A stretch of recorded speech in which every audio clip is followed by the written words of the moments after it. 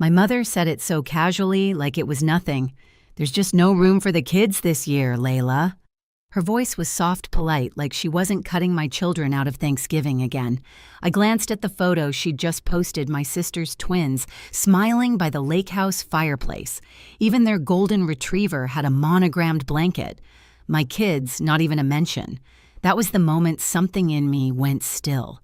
I didn't argue. I didn't cry. I just nodded, hung up, and bought something they'd never expect: a penthouse in New York with more space than their excuses ever had. And when they heard about it, their tone changed fast. "Layla, we're all coming to your place this year." "Sure you are." Before I tell you how that conversation ended, hit like and drop a comment telling me where you're watching from, because this time I finally made room for the truth. My name is Layla Carter. I'm 34, a mother of two, and the middle child of a family that never quite noticed I existed. My sister Natalie was the golden one, 3 years older born, with that effortless shine that made teachers, neighbors, and especially our parents fall over themselves to praise her. My little brother Drew was the baby, soft-spoken, and easy to love.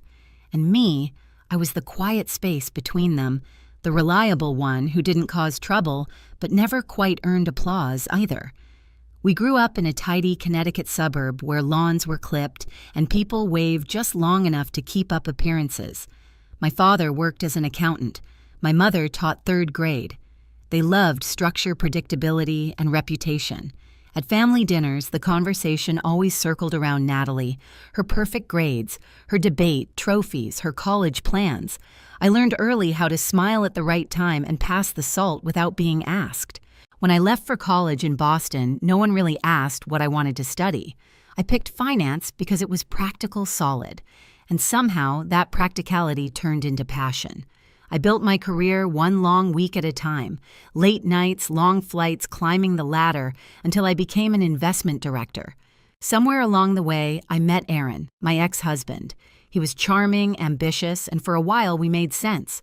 2 people with plans, goals, spreadsheets of dreams. We married young, bought a small house, had Lily and James, and I thought I had finally built a family where everyone had a place.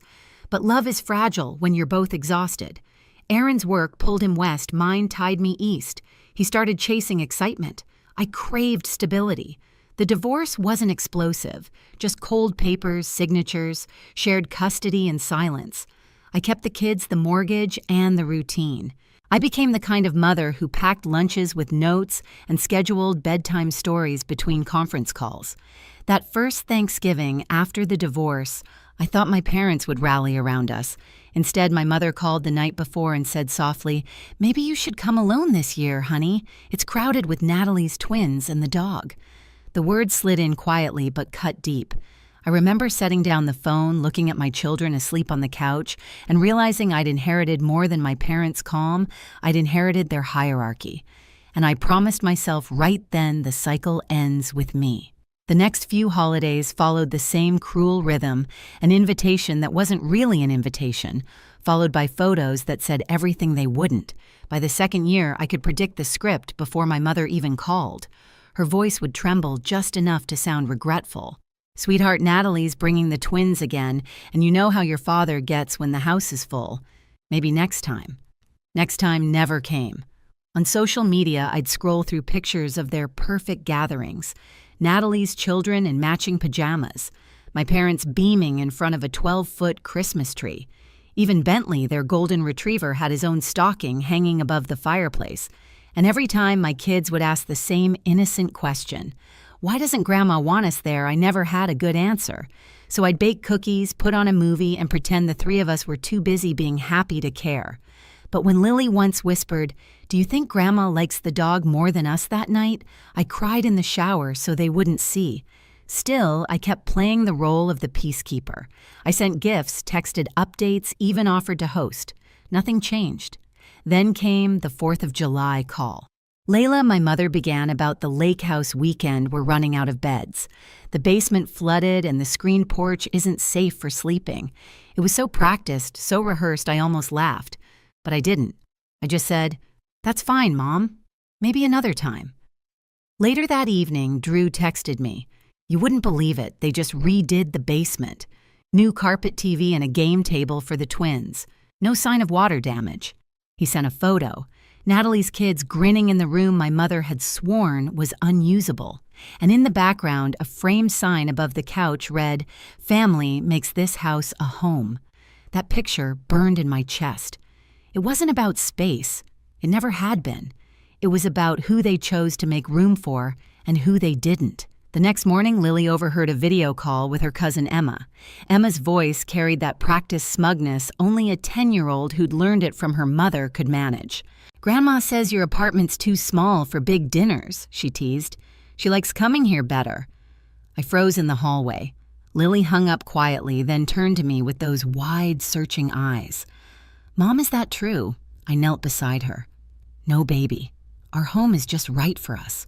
Some people only see value in what looks big, but they forget what's real." That night, I couldn't sleep. I stared at the ceiling and realized something simple but irreversible. I was done being grateful for scraps of affection.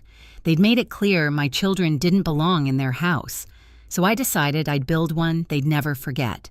When you've spent your whole life being the one who stays quiet, there's a strange calm that comes before you finally stop. That calm found me the night I opened my laptop and searched for New York penthouses for sale. I wasn't looking for luxury, I was looking for a reset. The next few weeks became a secret mission. Between school drop-offs and investor meetings, I toured apartments online with my financial advisor, Jennifer Torres. "You're in a strong position, Layla," she said, scrolling through listings. "You could buy something incredible." I did. A 4-bedroom penthouse on the Upper East Side, floor-to-ceiling windows, a rooftop terrace, a kitchen that gleamed like a promise. I pictured Lily's art supplies spread across the dining table, James building Lego towers in the sunlight. Space. Real space. Not just square footage, but belonging. I didn't tell my family. I didn't tell anyone but Tyler, my oldest friend. When I showed him the photos, he just whistled. "This isn't revenge," he said. "This is evolution." By fall, the kids and I were spending weekends in the city. We decorated slowly, plants, cozy rugs, rooms that felt alive. Lily painted a mural of Central Park across her bedroom wall. James wanted constellations on his ceiling that glowed when the lights went out. One night, standing on the rooftop with them, I looked over the skyline and thought, they'll never be able to say there isn't room again. And then the phone rang. My mother's number. "Layla, about Thanksgiving," she began, her tone overly sweet. "We're hosting again, but Natalie's bringing the twins and the dog, so it might be a little tight." "That's okay," I cut in, my voice steady. "I won't be coming this year. The kids and I are hosting Thanksgiving at our new place in New York." A pause. Then curiosity flickered through her politeness. "New place? Yes. A penthouse on the Upper East Side." There was a beat of silence long enough to hear her mind rearrange itself. "Oh my goodness, Layla. That sounds spectacular. Perhaps we could all come there this year instead. You have the space now." There, it was the shift. Years of no room vanished the moment there was something they wanted. I smiled into the phone. "Let me think about it." But in my heart, the decision was already made. They'd mistaken my silence for weakness.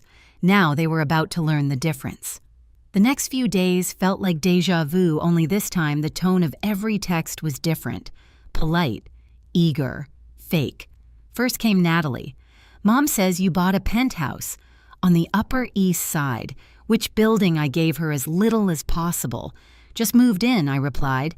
"We're keeping it simple this year." "Perfect," she texted back. "The twins have always wanted to see the Thanksgiving parade in person. We'll stay with you, it'll be fun." Then came my father. "Your mother and I think it would be wonderful for everyone to celebrate together at your new place. We can bring dessert." Even relatives I hadn't heard from in years started sending messages. "We'd love to see your new home, Layla." The same people who couldn't make room for my children suddenly found all the space in the world for themselves. Tyler shook his head when I told him. "They're not coming because they love you," he said. "They're coming because they love how it looks." He was right. When my father called again, his voice carried that old authority, the one that used to make me fold. "Layla, it'll mean a lot to your mother if we could all come. Family is important, especially now that you've done so well for yourself." I let the silence stretch.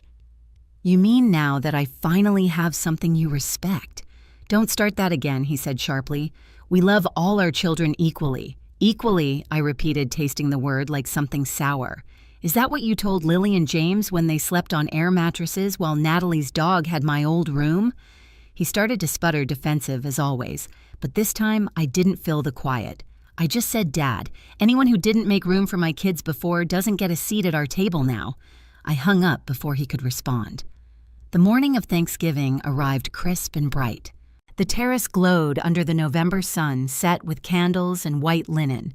Tyler and his wife were already there carving turkey and laughing with the Johnsons, our neighbors from Boston who'd made the trip. Drew showed up last, holding flowers and guilt in equal measure. I should have said something years ago, he said quietly. You shouldn't have had to go through that alone. Then don't let it happen again, I told him. By mid-afternoon, the place was alive with the kind of warmth I hadn't felt in years. Laughter, music, kids chasing each other through hallways too big for old pain. Lily moved confidently among the guests, proud of the place cards she'd made by hand. James gave tours of his glow-in-the-dark ceiling like a proud realtor. At 4:30, the elevator chimed. My parents stepped out holding a pie and a forced smile. Layla, my mother said, breathless, "This is extraordinary." "Thank you," I said evenly. "Dinner's over, but you're just in time for dessert." They exchanged a glance, realizing this wasn't the triumphant arrival they'd imagined.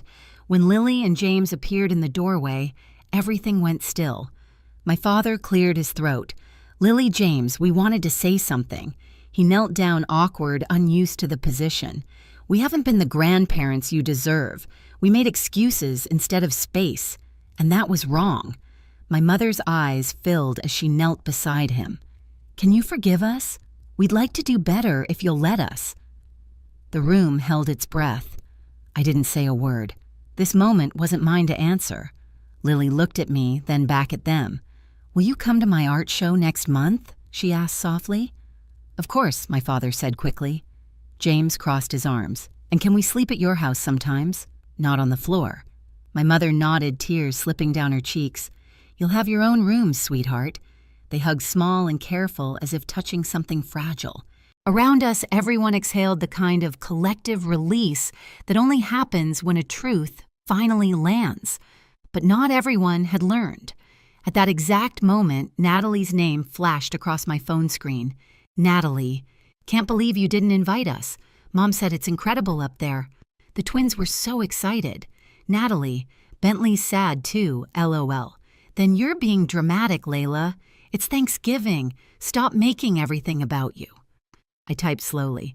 "Actually, Natalie, for once, it's about my kids. And if you ever want to be part of their lives again, you can start by apologizing to them, not me." She didn't reply, but I saw her typing bubble blink vanish, then return like someone choking on pride. When I looked up, Drew had been watching me. "She'll never admit it, you know," he said. "I know," I replied. "But that's her burden, not mine." Outside, the city hummed beneath the fading light. From the terrace, we could see the edge of Central Park glowing gold. Lily leaned on the railing beside me. "Mom, it feels good here," she said. "It does," I agreed, "because everyone here wants to be." My father joined us, quieter now, smaller somehow. "You've built something beautiful, Layla," he said. I nodded. I built what I needed. He looked out over the skyline, eyes distant. "Your mother and I, we thought we were doing our best." "I know," I said softly, "but good intentions don't fill empty chairs." Behind us, laughter rose again, real, unforced, echoing through the open doors. I took one last look at the table where my children's names were written in their own handwriting. Lily, James, always room for us. And for the first time in years, that sentence felt true. Over the next few months, the air between us shifted in small but undeniable ways. My parents started calling, more often not to pry, but to ask about the kids. True to their word, they came to Lily's art show that December. My father stood in front of her watercolor of Central Park and said quietly, "She's got your eye for detail." It wasn't much, but it was the first honest compliment I'd heard from him in years. They began showing up for the little things, too. James's school play weekend lunches, even helping with science projects over video calls. It was awkward at first, like strangers learning a new language. but each time the edges of old resentment softened just a bit. I didn't rush it. I let them earn their way back one consistent gesture at a time. Drew became a steady presence visiting the penthouse whenever he could. He'd bring groceries, play board games with the kids, and tell me stories about how Dad had started clearing out the old lake house. How he'd finally removed that framed family makes this house a home sign. He says it never sat right with him after what happened, Drew told me. Maybe guilt could be useful when it finally turned into reflection. Natalie stayed silent. There were no apologies, no olive branches, just distance. And honestly, that was fine. Not every story needs reconciliation. Some just need closure. My kids stopped asking about her and I didn't bring her up. Peace sometimes means subtraction. Professionally, things bloomed. The firm promoted me to managing director, and I started mentoring younger women who reminded me of myself, ambitious, talented, trying too hard to fit into spaces that didn't deserve them. I told them what I'd finally learned: never beg for a seat at someone else's table. Build your own and set the rules yourself. One Saturday in early spring, I woke to the smell of pancakes. Lily and James had taken over the kitchen flour on the counter, laughter spilling across the marble. When I asked what the occasion was, Lily grinned. "We're practicing for next Thanksgiving," she said. "We're hosting again, right?" I smiled. Always. As we ate breakfast on the terrace, sunlight spilling through the city haze, I thought about how far we'd come from sleeping on air mattresses to building something no one could take away. It wasn't the penthouse that made it feel whole. It was the peace, the laughter, the certainty that in this space, every inch belonged to love. That spring evening, I stood alone on the rooftop as the city lights blinked awake one by one. The terrace was quiet now, except for the faint sound of my children laughing inside. For years, I had mistaken silence for peace, thinking that if I didn't fight back, things would stay calm. But peace without respect is just suppression, and silence only protects the ones who hurt you. I thought about all the no-room excuses, all the holidays I'd spent pretending it didn't sting. They'd taught me something I never learned in business school: boundaries aren't walls. They're doors you decide who can walk through. Downstairs, Lily and James were setting the dinner table, 2 plates, a vase of fresh tulips, place cards they'd written themselves. Mom James called, "We saved you the best seat." I looked at those little cards, always room for us, and felt the kind of warmth that doesn't depend on anyone's approval. So if you've ever been the one left out, the one told there wasn't space for you, remember this: you don't need permission to take up room. You build your own table. You decide who earns a seat. If this story resonated with you, drop a comment below and tell me where you're watching from. Have you ever had to stand up to your own family? I read every message, and your stories remind me none of us are alone in this. Hit that like button. Subscribe for more real stories about family and quiet revenge, and never forget the most powerful room you'll ever create is the one you make for your own self-respect.